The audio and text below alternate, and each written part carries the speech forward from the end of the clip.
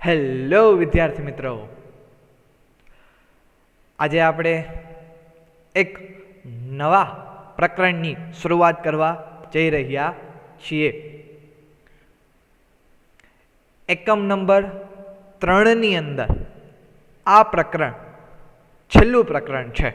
એકમ નંબર 3 એટલે કે કોષ રચના અને કાર્ય. આ એકમની અંદર આપણે શરૂઆતના 2 ચેપ્ટર, પહેલું ચેપ્ટર કોષની રચના, કોષ એ જીવનનો એકમ, અને બીજું ચેપ્ટર જૈવ અણુઓ, એના વિશે વાત કરેલી. આ યુનિટની અંદર આ જે ચેપ્ટર છે એ લાસ્ટ ચેપ્ટર છે, જેનું નામ છે કોષ ચક્ર અને કોષ વિભાજન.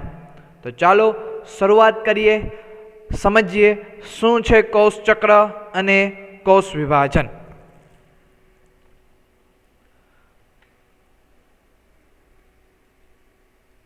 પ્રસ્તાવના: સજીવો સૂક્ષ્મ સંરચના ધરાવતા હોય કે વિશાળ શરીર રચના ધરાવતા હોય, રાઈટ, કોઈ પણ સજીવ હોય, એ સજીવ નાનામાં નાનો હોય તોય ભલે, એટલે કે સૂક્ષ્મ સંરચના ધરાવતો હોય તોય ભલે, અને વિશાળ શરીર એટલે કે મોટામાં મોટું કદ ધરાવતો હોય તોય ભલે, રાઈટ, પરંતુ પ્રત્યેક સજીવના જીવનની જે શરૂઆત છે એ શરૂઆત એક જ કોષથી થયેલી છે. એ કોઈ પણ સજીવ હોય, એ બેક્ટેરિયા હોય તોય ભલે, વનસ્પતિ હોય તોય ભલે, અને પ્રાણી હોય તોય ભલે, પ્રત્યેક સજીવની જે શરૂઆત છે એ એક જ કોષથી થયેલી હોય છે.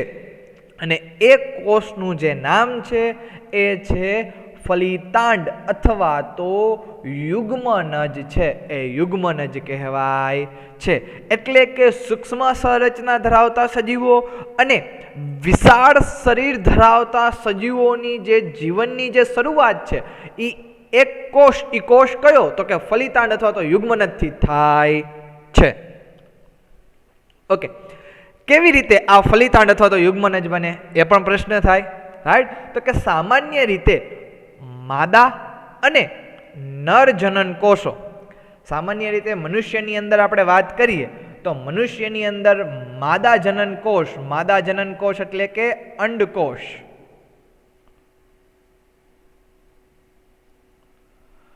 અને નર જનન કોષ એટલે કે શુક્રકોષ.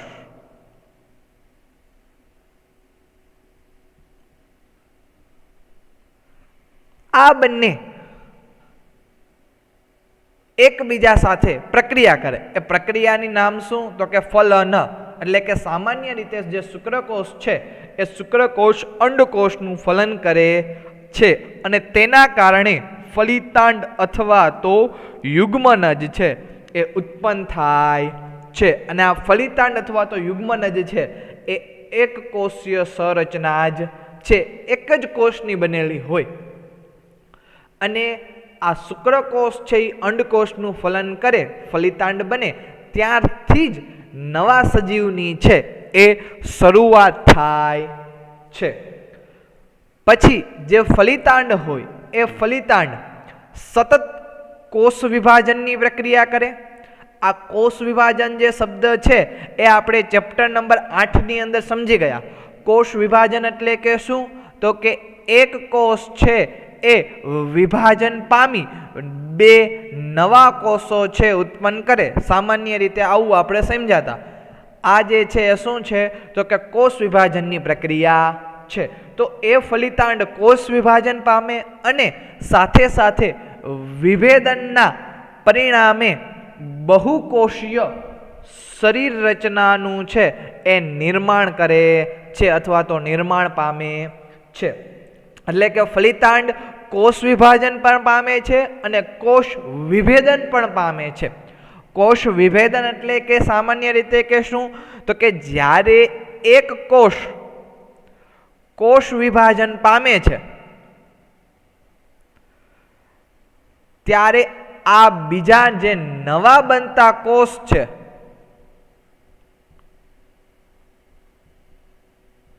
એ નવા કોષને આપણે બાળકોષ પણ કહી શકીએ, રાઈટ.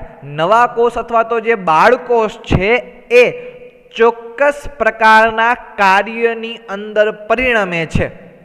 એટલે કે એ કોષો ચોક્કસ પ્રકારના કાર્ય કરે. સપોઝ કે જે આ ફલિતાંડ છે અથવા તો યુગ્મનજ છે તેમાંથી બે કોષોનું નિર્માણ થાય છે. આ એક કોષ હૃદય માટે જવાબદાર છે અને બીજો કોષ ચેતાકોષ માટે જવાબદાર છે. એટલે કે એક કોષ હૃદયનો કોષ છે, એક કોષ ચેતાકોષ છે. રેડી? તો એ હૃદય અને ચેતાકોષ પાસે ચોક્કસ પ્રકારના કાર્ય હોવાના કારણે એ ઘટનાને આપણે કોષ વિભેદનની ઘટના કહેવાય. શેની ઘટના કહેવાય? કોષ વિભેદનની. કોષ વિભાજન અને કોષ વિભેદન આ બંને શબ્દો અલગ અલગ છે. વિભાજનની અંદર ફક્ત ને ફક્ત કોષની સંખ્યા વધે છે અને વિભેદનની અંદર કોષની સંખ્યાને સાથે સાથે કોષ છે એ ચોક્કસ કાર્યને અનુરૂપ પ્રતિવર્તી થાય છે, પરિવર્તન લાવે છે અને અંતે બહુકોષીય શરીર રચના છે, બહુકોષીય શરીર રચના નિર્માણ કરે. બહુકોષીય એટલે કે ઘણા બધા કોષોની બનેલી જે શરીર રચના છે એનું નિર્માણ થાય છે. ઓકે, એટલે કે શરીરની અંદર વૃદ્ધિ અને પ્રજનન આ બધા કોષોની લાક્ષણિકતાઓ છે.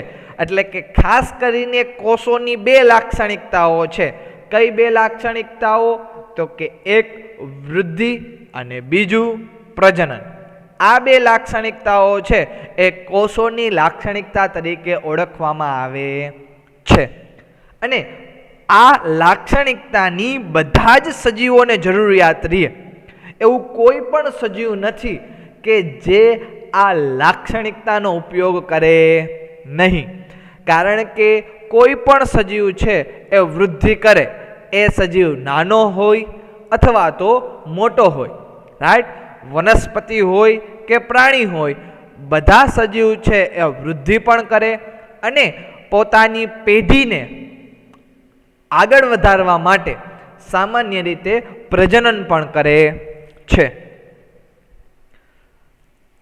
આ બધા જ જે કોષો છે એ બે કોષોમાં વિભાજન પામીને પ્રજનન કરે છે. એટલે કે પ્રજનનની સામાન્ય લાક્ષણિકતા શું? તો કે એક કોષ છે એ એક કોષ વિભાજન પામીને બે નવા કોષોનું સર્જન કરે, એટલે કે પ્રજનન કરે છે અને એ દરેક પ્રત્યેક માતૃકોષ વિભાજન પામી એ દરમિયાન બે બાળકોષો છે એ બે બાળકોષો ઉત્પન્ન કરે છે. એટલે કે આ જે કોષ છે એને આપણે કયો કોષ કહીશું? માતૃકોષ. આ માતૃકોષ છે એ વિભાજન પામે અને વિભાજન પામીને આ બે બાળકોષોનું છે એ બાળકોષોનું નિર્માણ કરે છે. તો આ પ્રજનનની અથવા તો કોષ વિભાજનની સામાન્યમાં સામાન્ય લાક્ષણિકતા છે. આ નવા નિર્માણ પામેલા જે બાળકોષો છે એ બાળકોષો આપમેળે વૃદ્ધિ અને વિભાજન પામે છે. એટલે કે જે બાળકોષો ઉત્પન્ન થાય એ બાળકોષોની ફરીથી વૃદ્ધિ થશે અને વૃદ્ધિના કારણે એ ફરીથી એ વિભાજન પામે છે.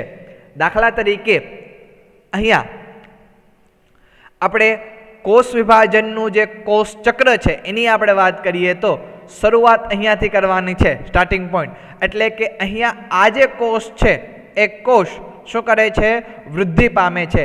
અહીંયા કોષનું કદ નાનું છે, જ્યારે અહીંયા કોષનું કદ મોટું થાય છે. તમે કોષનું જે કદ છે અથવા તો એનો જે આકાર છે એના ઉપરથી તમે નક્કી કરી શકો છો કે કોષ છે કોષના પોતાના કદમાં વધારો કરે છે અને કોષ જ્યારે પોતાના કદમાં વધારો કરે તો એ ઘટનાને કહેવાય વૃદ્ધિની ઘટના. એટલે કે કોષ શું કરે છે? વૃદ્ધિ કરે છે. એ પછી જે કોષ પોતાનું જે જનીનદ્રવ્ય હોય, જે અંદરની બાજુએ છે એ જનીનદ્રવ્ય છે, એ જનીનદ્રવ્યનું પ્રમાણ પણ વધારે છે. રાઈટ. અને આ જે વૃદ્ધિ છે, વૃદ્ધિ અહીંયા સુધી છે એ ચાલુ રહે છે. એટલે કે અહીંયા પણ કોષની વૃદ્ધિ છે, વૃદ્ધિ ચાલુ હોય છે. ત્યારબાદ કોષ સામાન્ય રીતે બે ભાગની અંદર વિભાજિત થઈ બે બાળકોષોનું છે એ બાળકોષોનું નિર્માણ કરે છે. રાઈટ. અને આ બાળકોષોમાંથી ફરીથી એક અથવા તો બંને બાળકોષ વૃદ્ધિ પામી અને ફરીથી બીજા નવા બાળકોષોનું છે એ નિર્માણ કરે છે. આમ કોઈ પણ કોષ એ વૃદ્ધિ અને વિભાજનની લાક્ષણિકતામાંથી છે એ સતત પસાર થયા કરે છે.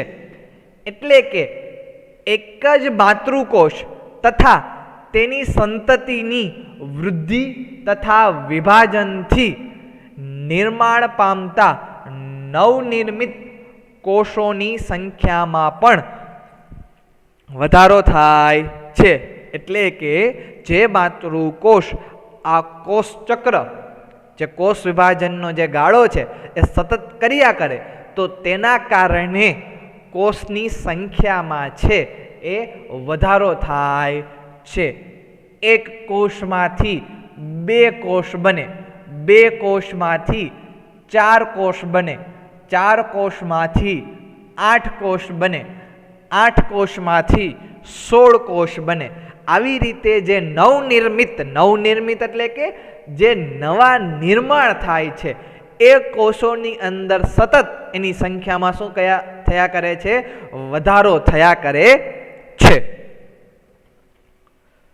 એટલે કે બીજા અર્થમાં કહીએ તો વૃદ્ધિ અને વિભાજનના આવા ચક્રો પૂર્ણ થયા બાદ એક જ કોષ લાખો કોષો ધરાવતી બંધારણીય સંરચના બનાવે છે. આ એક જ કોષ વિભાજન પામ્યા જ કરે. 8 માંથી 16, 16 માંથી 32, 32 માંથી 64. રાઈટ. અને અંતે એક સમય એવો આવે કે એક જ કોષમાંથી લાખો કરોડો કોષનું છે એ સર્જન થાય અને એ જ સજીવને બહુકોષીય સજીવ તરીકે ઓળખવામાં આવે છે. પરંતુ આ જે કોષ વિભાજન કરે છે એની પાછળનું મુખ્ય કારણ તો કે વૃદ્ધિ છે. કોષની વૃદ્ધિ થાય એટલે જ કોષ વિભાજનની જે ઘટના છે એ કોષ વિભાજનની ઘટના થાય અને તેના કારણે લાખો કોષો અને એક અલગ સજીવનું છે નિર્માણ થાય છે. સામાન્ય રીતે પુખ્ત મનુષ્યની વાત કરીએ, પુખ્ત વ્યક્તિની વાત કરીએ તો પુખ્ત વ્યક્તિની અંદર કોષોની જે સંખ્યા છે 1014 ઘાત. રાઈટ.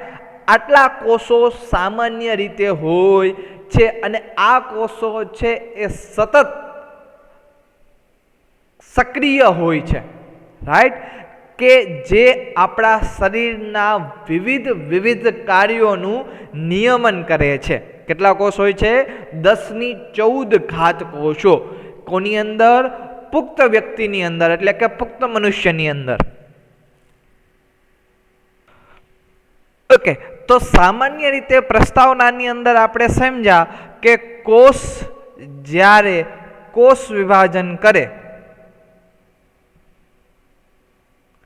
ત્યારે એ વૃદ્ધિ પામતો કોષ જ કોષ વિભાજન કરી શકે છે. રાઈટ. એ જ કોષો છે કોષ વિભાજન કરી શકે અને એના માટે એ કોષ પાસે બે લાક્ષણિકતા હોવી જોઈએ. એક વૃદ્ધિની અને બીજી પ્રજનનની એટલે કે વિભાજનની લાક્ષણિકતા. તો જ કોષ વિભાજન થાય. રાઈટ. ઓકે. તો અહીંયા પ્રસ્તાવના છે એ પૂર્ણ થાય. એ પછીનો જે ટોપિક છે એ છે કોષ ચક્ર, જેને ઇંગ્લિશમાં કહેવાય સેલ સાયકલ. સેલ એટલે કે કોષ, સાયકલ એટલે કે ચક્ર. કોષ વિભાજનના બધા જ સજીવોમાં એક જ ખૂબ જ મહત્વપૂર્ણ પ્રક્રિયા છે. ખૂબ જ મહત્વપૂર્ણ પ્રક્રિયા એટલા માટે છે કારણ કે કોઈ પણ સજીવ કોષ વિભાજન વગર કોષની સંખ્યામાં વધારો કરી શકતો નથી અથવા તો એ વૃદ્ધિ કરી શકતો નથી. એટલા માટે બધા જ સજીવો માટે કોષ વિભાજન છે એ જરૂરી છે. તો કોષ વિભાજનની મુખ્ય બે લાક્ષણિકતાઓ છે.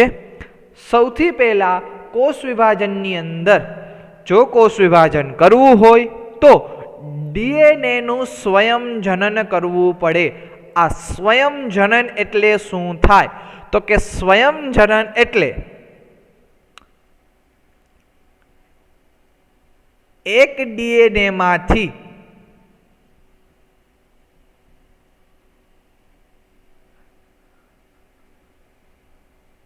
બીજા બે નવા અથવા તો બાળ ડીએનએનું નિર્માણ કરવું.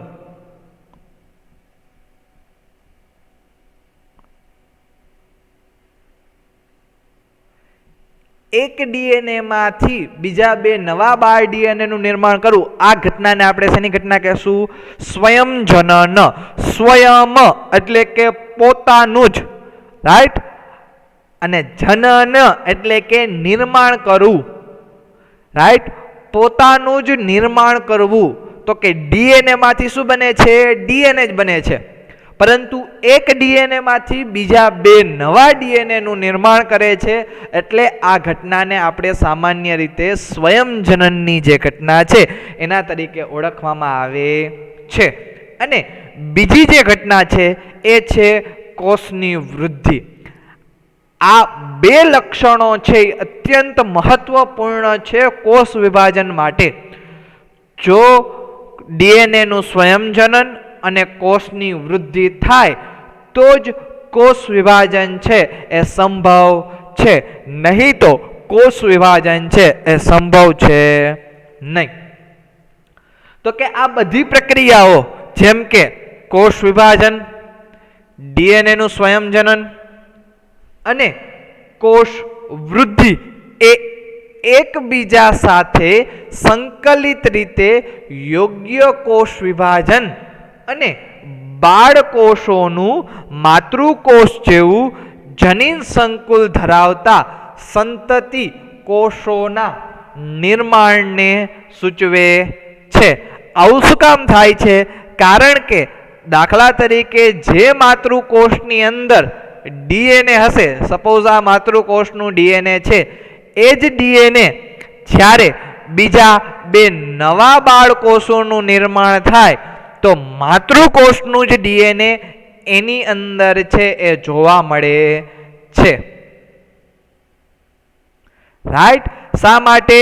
કારણ કે માતૃકોષનું જ્યારે કોષ વિભાજન થાય ત્યારે સૌ પ્રથમ ડીએનએનું સ્વયંજનન થાય, એટલે કે એક ડીએનએ માંથી બે ડીએનએ બને અને ત્યારબાદ આ બંને ડીએનએ છે એ બંને બાળકોષોની અંદર વહેંચણી થાય છે અને વહેંચણી સરખી રીતે થાય છે. એટલે જનીન સંકુલ અથવા તો જે ડીએનએનું પ્રમાણ છે એ પણ કેવું જોવા મળે છે? સમાન જોવા મળે છે. સરખા પ્રકારના ડીએનએ છે અથવા તો જનીન સંકુલ છે એ જોવા મળે છે. તો ખરેખર કોષ ચક્ર એટલે કે શું? તો કે કોષ ચક્ર એટલે કે કોષ સ્વયંજનનની ઘટના દ્વારા જનીન દ્રવ્યનું એટલે કે ડીએનએનું દ્વિગુણન કરે એટલે કે ડબલ કરે છે.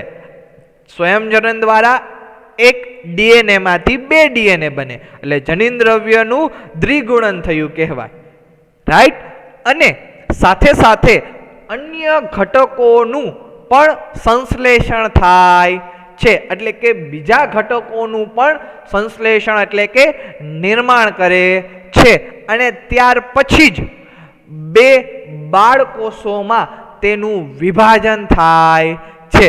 કારણ કે કોઈ પણ કોષને બે બાળકોષો નિર્માણ કરવા માટે તેની અંદર રહેલા જે બી દ્રવ્યો છે, એ પછી જનીન દ્રવ્યો હોય અથવા તો અંગિકાઓ હોય અથવા તો બીજું કોઈ પણ રાઈટ પુટિકાઓ હોય તો પ્રોટીન હોય, એ બધા વસ્તુઓને બે સરખા ભાગમાં વિભાજિત કરવા પડે.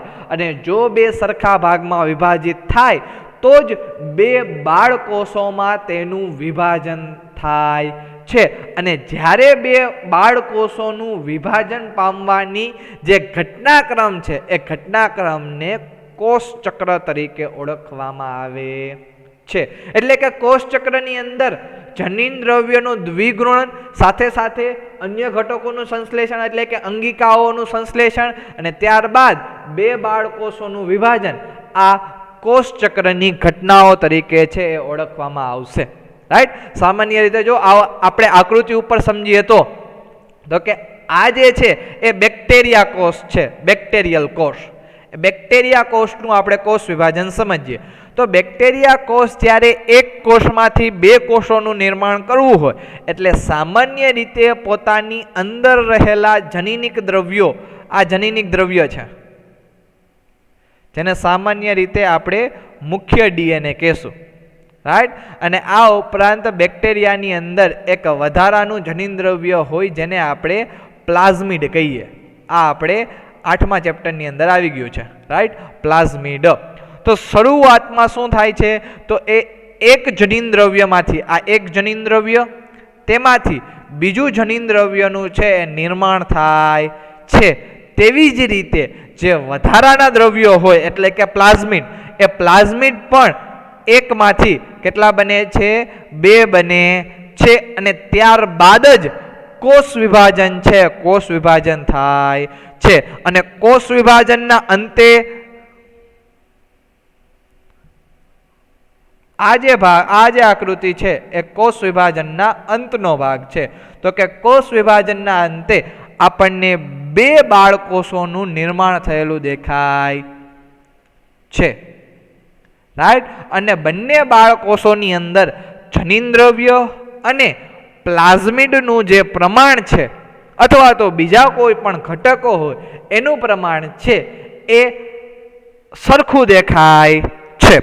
અને આ કોષો ફરીથી એ કોષ વિભાજન ચક્રમાં છે એ ભાગ લે છે. તો એટલે એ માટે એ ઘટનાને આપણે કોષ ચક્ર તરીકે ઓળખવામાં આવે છે.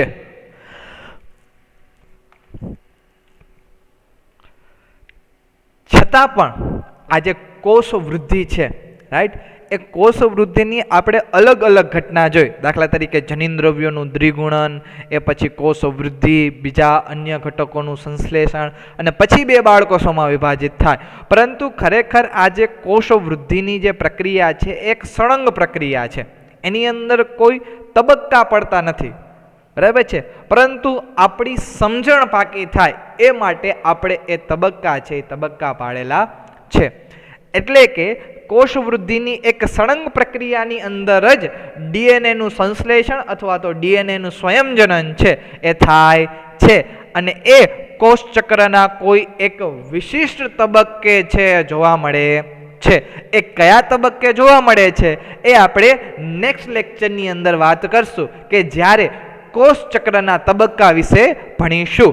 પરંતુ એ કોષ વૃદ્ધિ એક સળંગ પ્રક્રિયા છે. એમાંના કોઈ એક તબક્કે ડીએનએનું શું થશે? સંશ્લેષણ છે અથવા તો ડીએનએનું જે સ્વયંજનન છે એ થાય છે.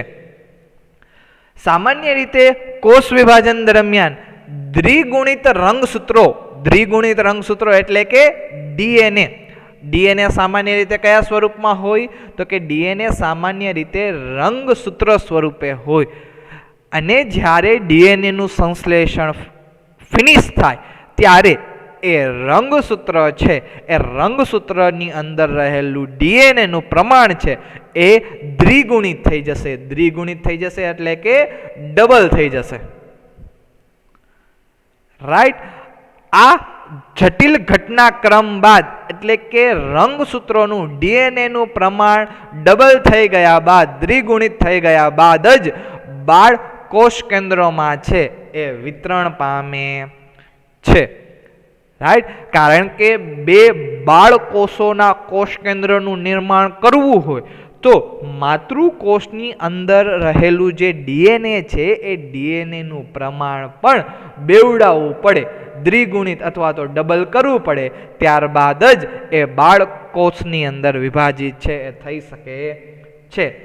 અને આ બધી જ ઘટનાઓ એટલે કે ડીએનએનું સંશ્લેષણ, ડીએનએનું સ્વયંજનન અથવા તો જનીન દ્રવ્યનું દ્વિગુણન, બીજા ઘટકોનું સંશ્લેષણ, પ્લાઝમિડનું સંશ્લેષણ અથવા તો અંગિકાઓનું સંશ્લેષણ, ત્યારબાદ બે બાળકોષોની અંદર તેનું યોગ્ય પ્રમાણની અંદર વિભાજન કરવું, આ જે બધી જ ઘટનાઓ છે એ બધી જ ઘટનાઓ જનીનિક નિયંત્રણ હેઠળ હોય છે. જનીનિક નિયંત્રણ હેઠળ એટલે કે ડીએનએની ઈચ્છા અનુસાર ડીએનએના નિયંત્રણ હેઠળ જ થાય છે. એટલે કે જો ડીએનએ ધારે તો બાળ કોષોનું નિર્માણ કરી શકે અને જો ડીએનએ ન ધારે તો બાળકોષોનું નિર્માણ થાય નહીં.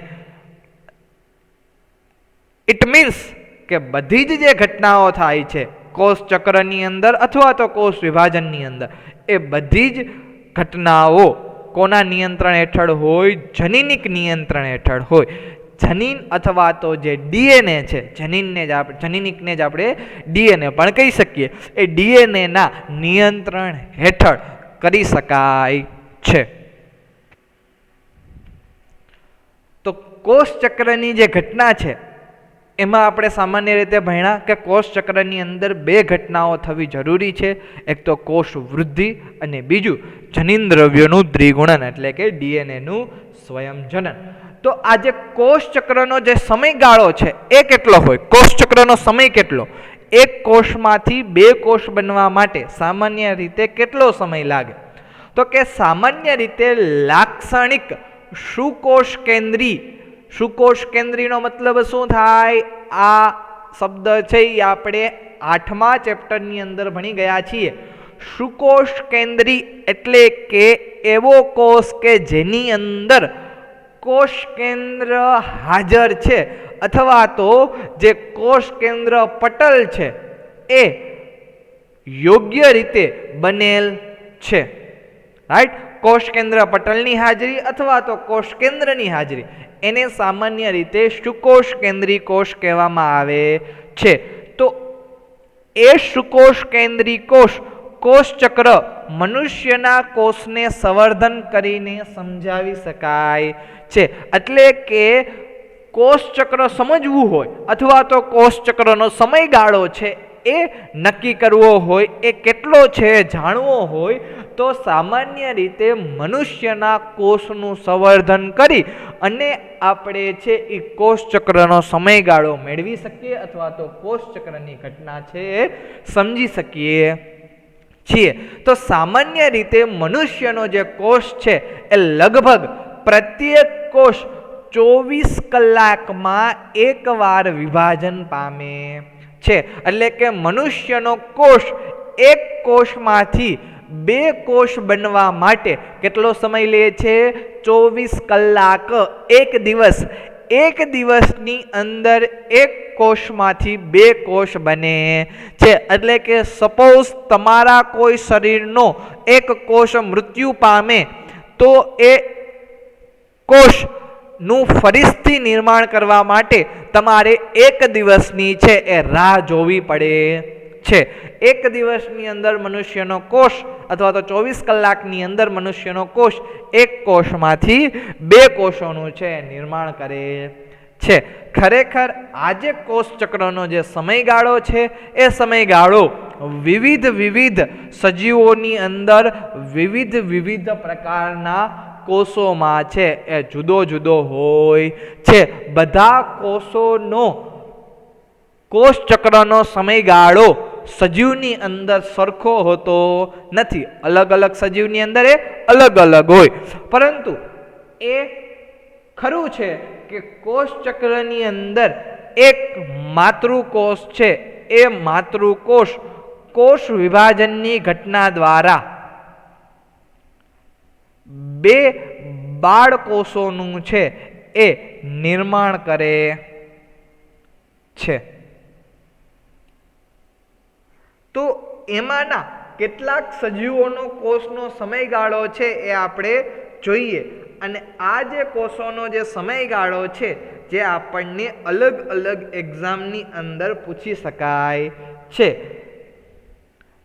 તો એક આપણે ટેબલ બનાવશું જેની અંદર એક બાજુ સજીવનું નામ અને બીજી બાજુ કોષ ચક્રનો સમય છે એ સમય લખીએ.